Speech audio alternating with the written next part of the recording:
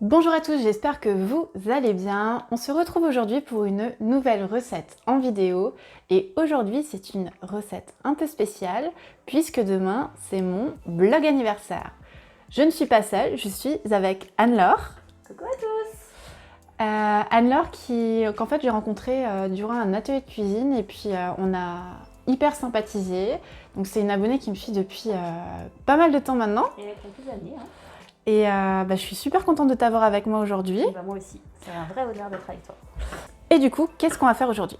Alors aujourd'hui on part sur une pâtisserie, un Amber Cake. Ouais. Parfait pour un anniversaire, c'est un gâteau très facile à faire. Qui sera composé d'une pâte sucrée, bien beurrée, d'une ganache montée à la vanille. Ok. Et un fruit de saison, donc on a choisi la poire. Une poire caramélisée. Exactement. Ça va être vraiment trop bon. Très gourmand. Très gourmand et vraiment super facile à faire. Vous allez voir, elle ne vous a pas menti. On va d'ailleurs s'y mettre tout de suite. Parfait, on y va. On commence par quoi? La ganache montée du coup? Parfait. Pour la ganache montée, il vous faudra Du chocolat blanc. De la crème fraîche. Et une gousse de vanille. Une ganache montée, c'est vraiment hyper facile à faire, mais il y a 2-3 petites astuces à connaître. Oui Adeline, alors la crème fraîche, il faut qu'elle soit minimum 30% de matière grasse. Ouais. On la prépare la veille pour qu'elle soit bien froide pour bien pouvoir la monter le lendemain. Ok, et comment fait-on pour avoir une ganache à la vanille qui soit bien parfumée? Alors on fait infuser les grains de vanille et la gousse de vanille dans la crème qu'on a fait chauffer. Oui. L'idéal c'est de la laisser reposer au frigo toute la nuit. Ok, et si on n'a pas trop de temps devant nous? 1 heure c'est très bien aussi. Génial. Je mets la crème dans la casserole.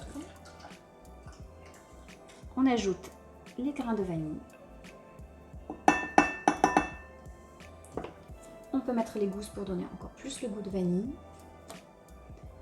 Et on met à chauffer sur feu moyen jusqu'à ce qu'il y ait une petite ébullition.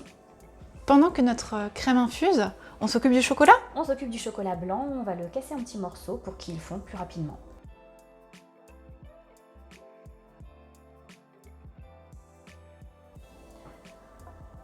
On verse la crème fraîche bien chaude sur le chocolat blanc en 3 fois pour bien créer l'émulsion.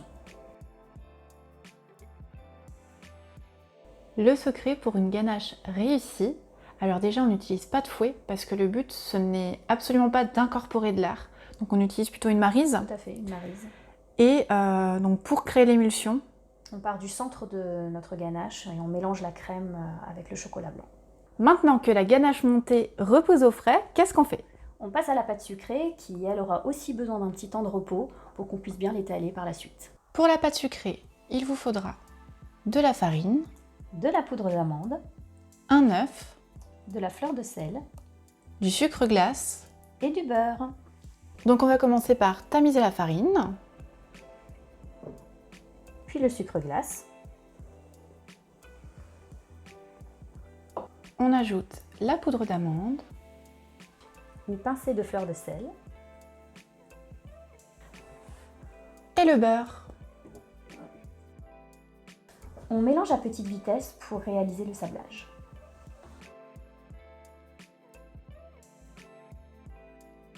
Maintenant qu'on a obtenu le sablage, on va pouvoir ajouter l'œuf. Ok, et bien entendu, tout ce qu'on a réalisé avec le robot peut être fait à la main. J'adore la vanille, je sais que toi aussi. Si on a rajouté dans notre pâte sucrée. Tu sais quoi, ça me plaît bien. J'en étais sûre.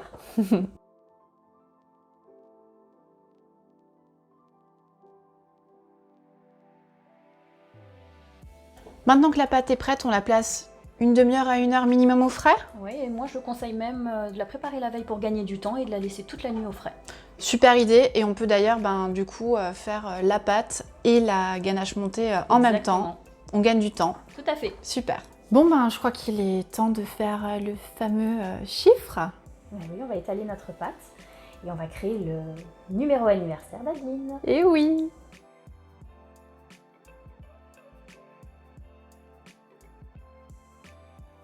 Pour détailler le chiffre, vous pouvez vous aider d'un gabarit. C'est ce qu'on a choisi de faire. Je vous mets le lien des gabarits en description.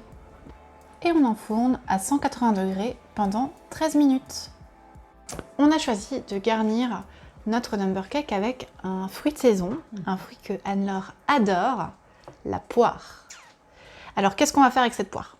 On va faire des poires caramélisées pour apporter beaucoup de gourmandise à notre Number Cake. Moi, je suis très gourmande, hein, voilà. Et pour la petite touche d'originalité, On va utiliser du poivre.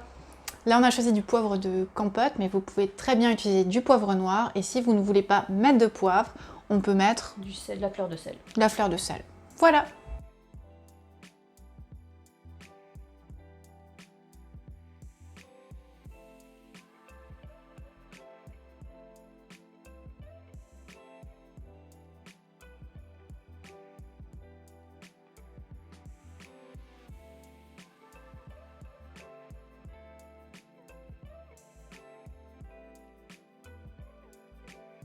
Bon bah voilà, notre biscuit est cuit.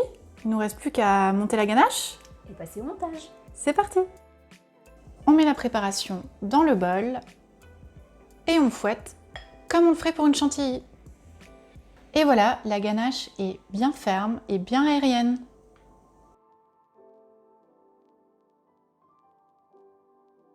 On a choisi d'utiliser une douille unie.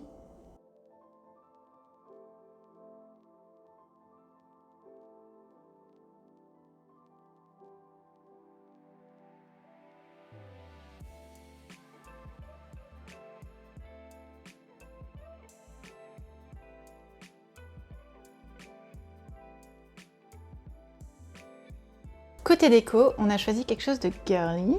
Qui me ressemble. Ça s'appelait beaucoup à Anne-Laure et j'avoue que j'aime bien aussi.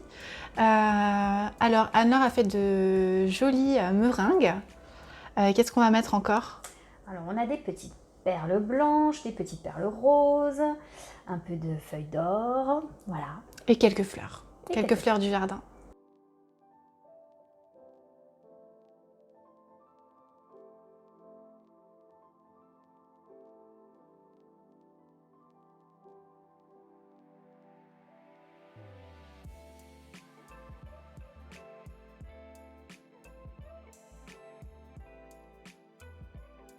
Et voilà, le gâteau est terminé. Il a l'air super bon. Très très bon. Et en plus de ça, il est trop joli. Ouais, j'adore. En tout cas, c'était très sympa de t'avoir avec moi aujourd'hui, Anne-Laure. Merci de m'avoir reçu, de ta confiance et je reviens quand tu veux.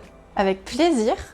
Je vous mets le compte Instagram d'Anne-Laure en description. N'hésitez pas à aller lui rendre une petite visite.